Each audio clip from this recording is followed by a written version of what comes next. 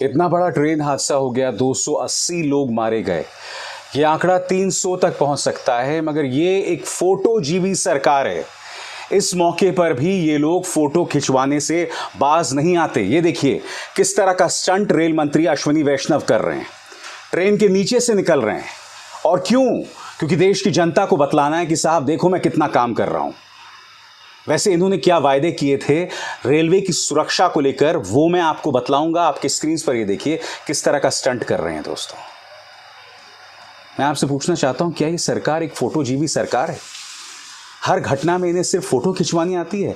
यहां देखिए प्रधानमंत्री नरेंद्र मोदी जो हैं वो अमित शाह के साथ बैठे हुए हैं और यहां पर फोटो खिंचवाई जा रही है। एक वीडियो रिलीज किया गया है कि इतना बड़ा हादसा हो गया जिसमें दो ट्रेनें आपस में टकरा गई, जिसमें 280 से ज्यादा लोग मर गए हैं। यह आंकड़ा 300 तक पहुंच सकते हैं और प्रधानमंत्री नरेंद्र मोदी के दफ्तर से यह वीडियो जारी किया गया है। क्यों मैं जानना चाहता हूं। क्या लोगों की जान की कोई कीमत नहीं है? क्या इस मौके पर भी सिर्फ फोटो खिंचवाना है, सिर्फ अपनी पब्लिसिटी करवाना है और इसके अलावा कुछ नहीं? अश्विनी वैष्णव जी, मैं आपको याद दिलाना चाहता हूं, एक बार नहीं 2 बार। सबसे पहले दोस्तों देखिए हिंदी में किस तरह से ये सज्जन कह रहे हैं कि हमने जो एक कवच सिस्टम डाला हुआ है उसके चलते कोई एक्सीडेंट नहीं हो सकता। देखिए इन्होंने क्या वादा किया था, एक नहीं दर्जनों बार यह वादा किया था और तब इस सरकार ने इसे बहुत बड़ी उपलब्धि के तौर पर पेश किया था। मगर हकीकत आपके सामने है, 20 सालों में सबसे बड़ा ट्रेन हादसा। सुनिए अश्विनी वैष्णव क्या कह रहे हैं। तो इस केस में पीछे वाली ट्रेन एक सेफ डिस्टेंस पे रहनी चाहिए। अगर बाई चांस किसी भी कारण से ट्रेन अगर नजदीक आती है तो पीछे वाली ट्रेन में तुरंत कवच उसमें स्पीड कम कर देगा और उसमें ब्रेक लगा देगा।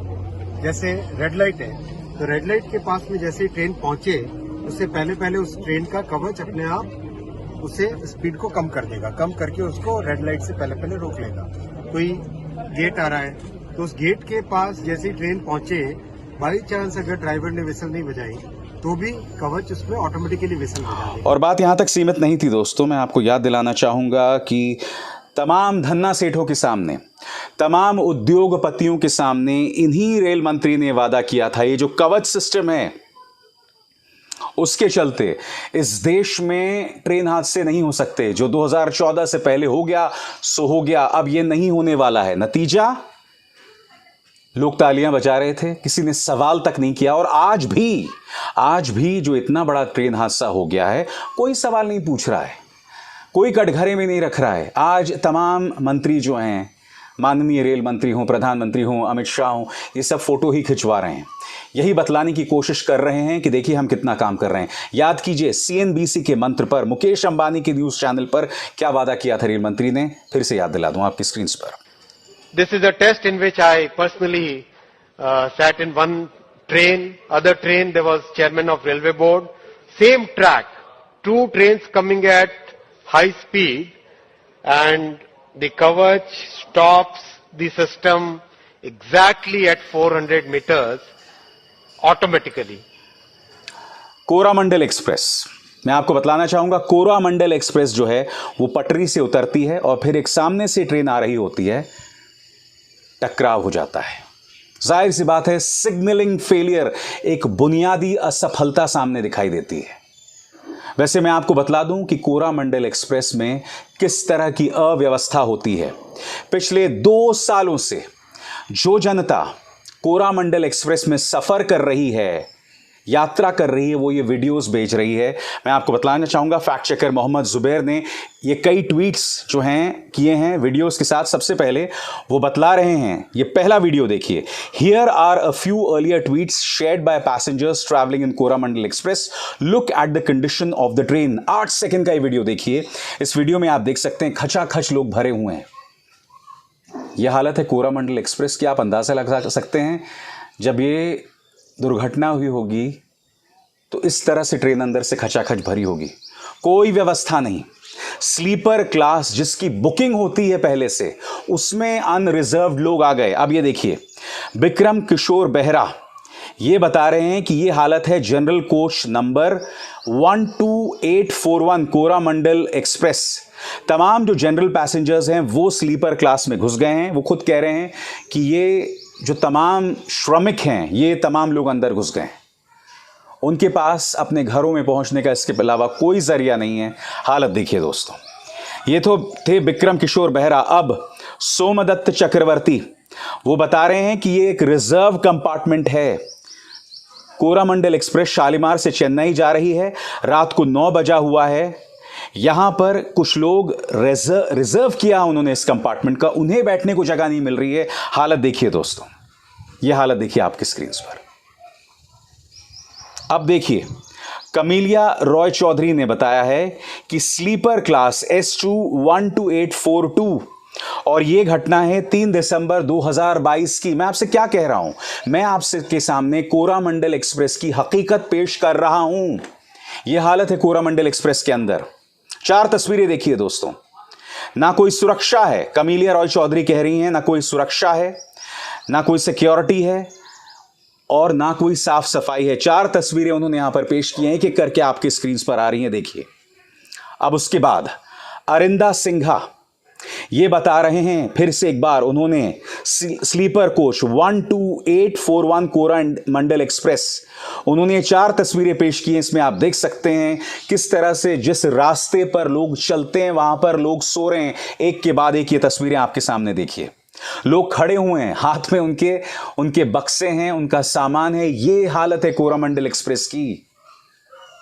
और फिर प्रधानमंत्री जाते हैं, उद्घाटन करते हैं, बड़ी बड़ी बातें करते हैं। मैं फिर आपसे पूछना चाहता हूं, जमीन में ये हकीकत है जो मैं आपको बतला रहा हूं, और ऐसा नहीं कि आज की हकीकत है।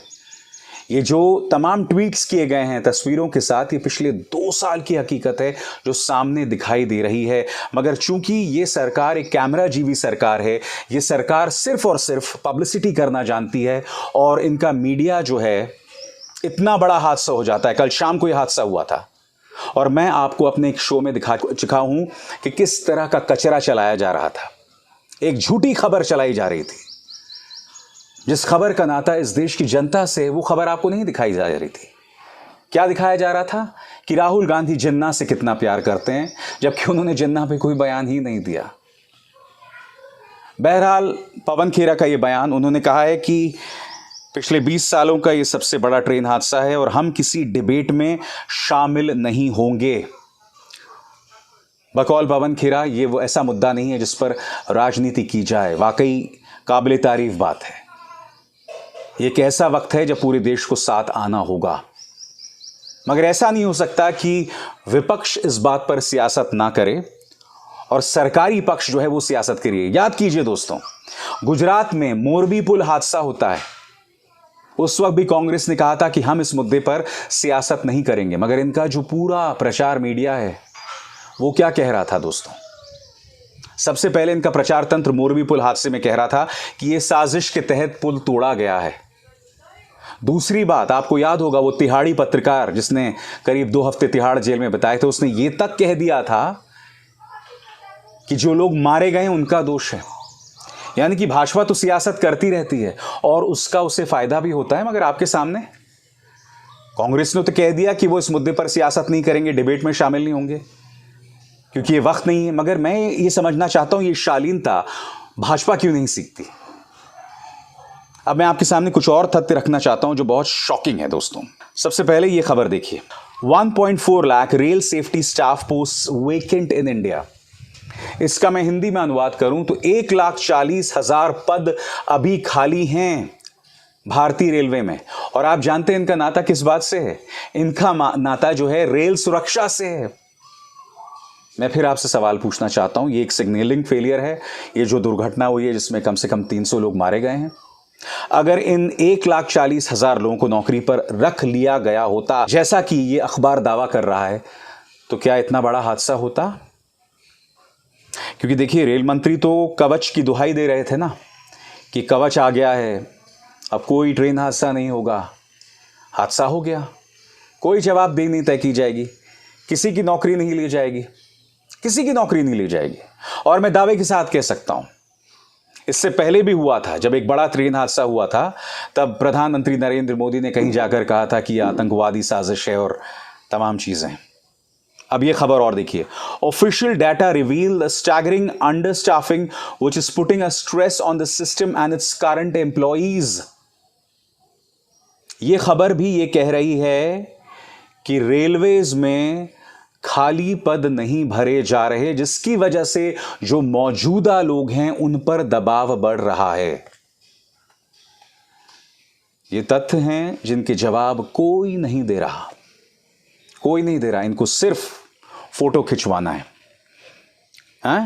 ट्रेन के नीचे से निकल कर आते हैं, फोटो खिंचवाते हैं, या फिर इस तरह से मीटिंग्स करते हैं बताने के लिए कि हम कितने गंभीर हैं।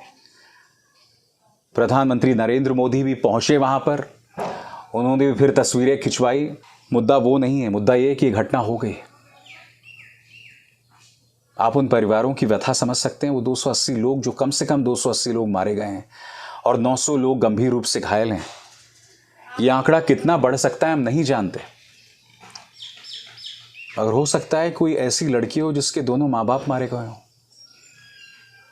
कोई ऐसे बच्चे हों जिनके माँ बाप अब जिंदा ना हो, या कोई ऐसे माँ बाप हों जिनके बच्चे मारे गए हों। आप समझ सकते हैं कितना कितना अंधकारमय भविष्य होगा उन माँ बाप के लिए कि वो अपने